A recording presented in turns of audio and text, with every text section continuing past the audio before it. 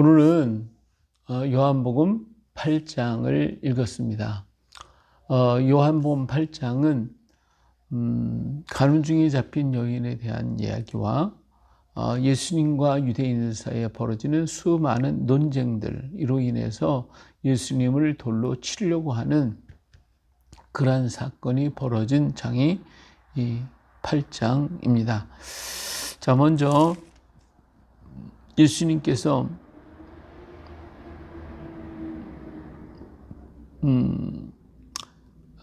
그 성전에 들어오시니까 백성들이 다 나왔다고 그래서요. 그들에게 가르쳤죠. 그랬는데 서기관들과 바리새인들이 예수님을 시험하기 위해서 현장에서 가늠하다 잡힌 여인을 끌고 왔습니다. 그리고 그에게 말하죠. 예수님께 모세는 율법에 이런 여자를 돌로 치라고 했다.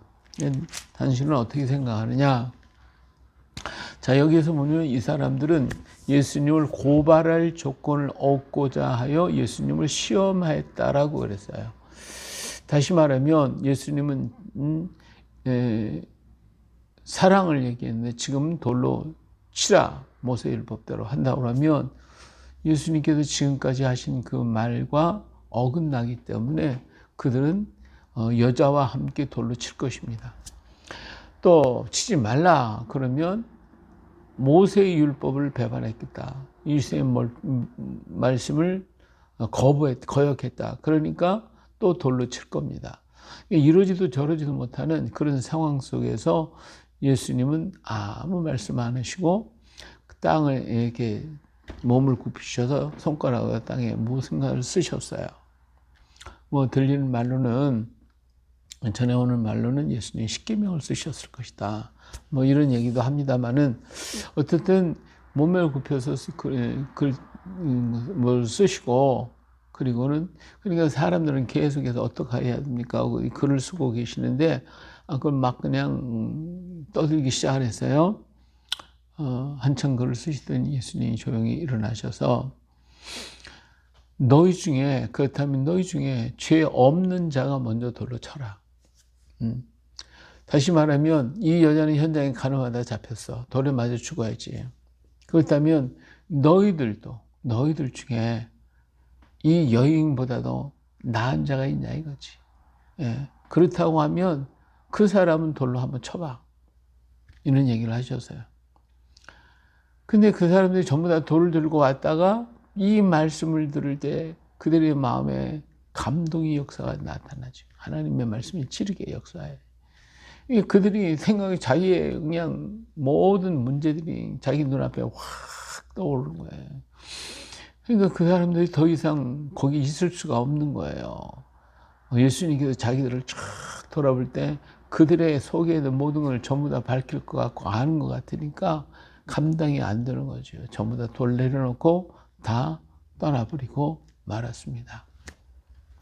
여기 보니까 어른으로부터 시작하여 젊은이까지 하나씩 나가고 아무도 없더라 이거예요.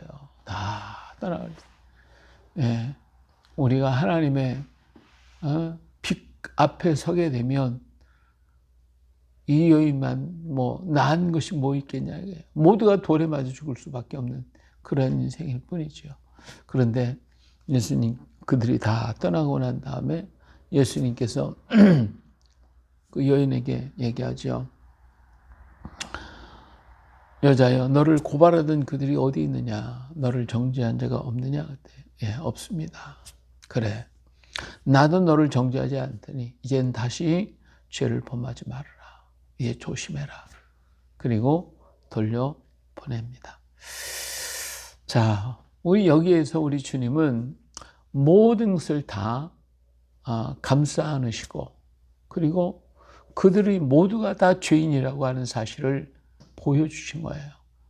인간은 다 죄인이다. 다 돌에 맞아 죽을 수밖에 없는 죄인이라고 하는 것을 분명하게 보였고 사람들은 오늘날도 이렇게 얘기하면 아마 돌을 칠 사람도 있을 거예요. 내가 무슨 잘못한 것이 있냐고. 그럴 수 있는 사람도 얼마나 있을 거예요. 이 당시에도 율법이 완전하다고 떠들었던 사람들도 대부분이에요. 그럼에도 불구하고 그들이 다 떠났어요. 그래도 이 사람들 속에 양심이 있어요. 여기 보니까 양심의 가책을 느꼈다라는 말을 쓰고 있어요. 그만큼 그래도 그 사람들은 순전했던 것 같아요. 양심의 가책을 받았으니까. 아마 지금은 양심의 가책 받는 사람도 없을 거예요. 예, 그래 나는 돌로 칠 거야 하고서 돌을 던질 사람도 얼마든지 있을 테니까요.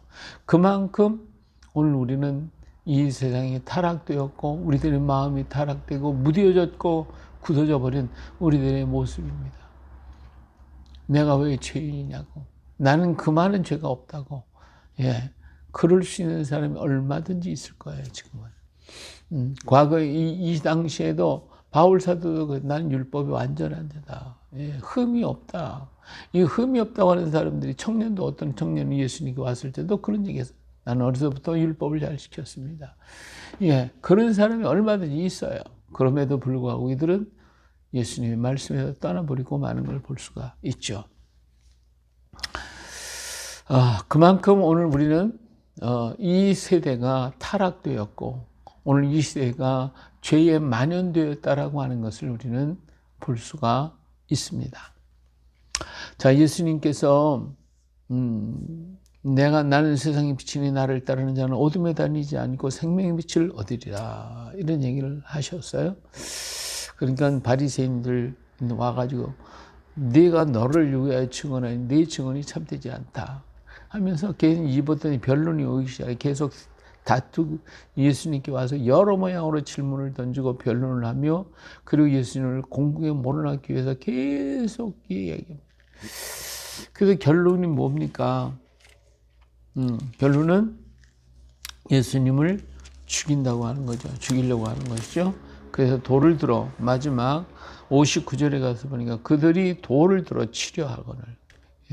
결론은 이런 것을 물어보고 이렇게 대답하고 해서 그 입에, 예수님의 입에서 하나님의 아들이었다고, 하나님이 나의 아버지를 하시는, 그리고 나는 그의 아들이다 라고 하는 말을 드러내기 위해서 얼마나 많은 변론을 지금 하고 있는지 몰라요. 결국은 예수님께서 그 말씀을 하셨잖아요. 그래서 나는 하나님이 나의 아버지심을, 그리고 아브라함보다 내가 먼저 있었다라고 하는 것을. 그러니까 그들이 저거 미쳐버렸네, 저거 미쳤네, 저런 건 돌로 쳐 죽여야 돼, 저건 귀신 들려서 그래. 그래서 결국은 예수님을 죽이려고 하는 그러한 것으로 끌고 가고 있는 이런 수없이 많은 변론들을 여기서 볼 수가 있습니다. 오늘 또 우리를 갖다가 공기에 몰아넣기 위해서 말꼬리를 잡고 또 잡고 해서 어떻게 하든지 그를 갖다가 공기에 빠뜨리려고 하는 이러한 일들이 오늘 우리는 당하기도 했고, 또 우리들 주변에도 수없이 많이 이러한 일들을 볼 수가 있습니다. 결국 이들의 결론은 예수님을 죽인다고 하는 거예요. 어떻게 하면 죽일 것인가? 어떻게 하면 저를 공기에 빠뜨릴 것인가? 어떻게 하면 저를 구덩이에 집어넣을 것인가 라고 하는 거예요.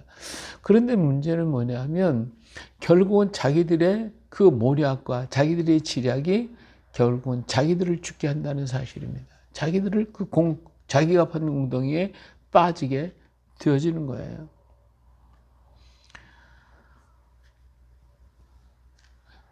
그런 걸 자기 꾀에 자기가 넘어졌다고 하는 말처럼 결국은 그 모든 악은 자기에게로 돌아가지 남에게 돌아가지 않는다는 것이죠.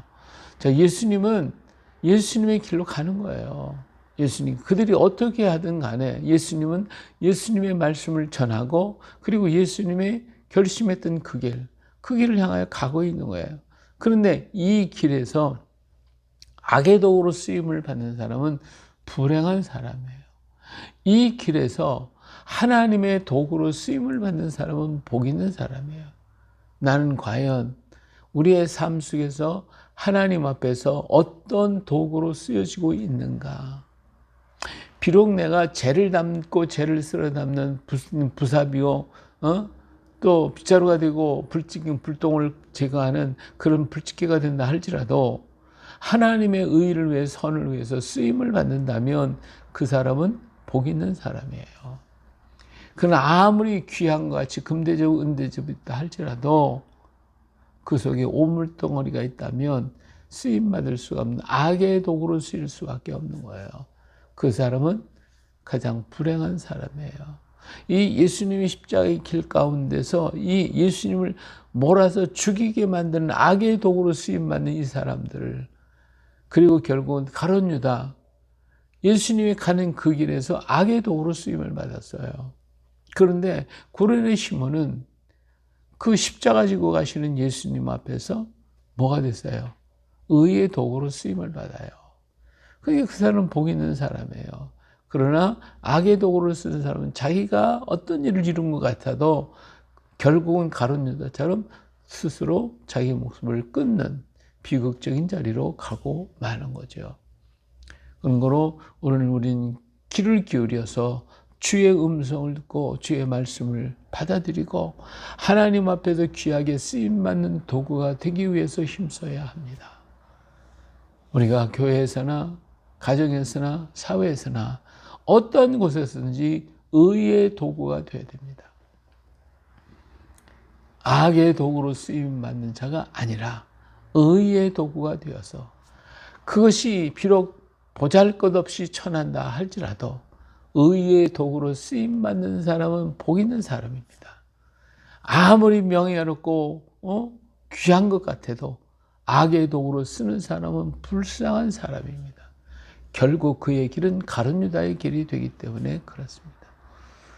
오늘 하나님 앞에서 우리가 어떻게 쓰임받는 도구인가 더욱 깊이 생각하면서 오늘 하나님의 말씀을 받아들이지 못하고 어떻게 하면 예수님을 구렁에 빠뜨려 죽일까 하는 이 악의 도구로 쓰임을 하려고 하는 이 사람들의 모습을 우리는 바라보면서 오늘 우리는 무엇인가, 어떤 도구인가 다시 한번 생각하고 주님의 뜻 앞에서 주의 손에 잡힌 의의 도구가 되어주시기를 예수님의 이름으로 축복합니다. 할렐루야.